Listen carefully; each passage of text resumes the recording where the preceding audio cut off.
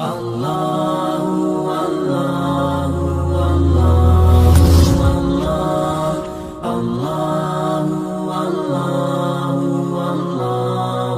بات چلتی ہے کہ مکہ مکرمہ میں جو ان کی جاہلیت کا دور ہے، یہ مکہ مکرمہ کا وہ نقشہ ہے جو رسول اللہ صلی اللہ علیہ وسلم کے دور میں گھروں کی ترتیب ہے۔ مکہ مکرمہ کی آبادی یہ صفا کے اس جانب مشرقی جانب آبادیاں تھیں۔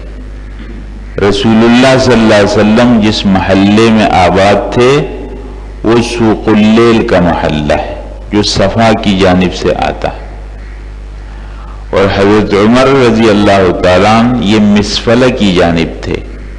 مسفلہ جہاں آج مکہ ٹاور ہے، یہ مسفلہ کی جانب ہے، تو حضرت عمر رضی اللہ تعالیٰ عنہ کا مکان مسفلہ کی جانب تھا، اور صفا کے پاس دار ارقم تھا۔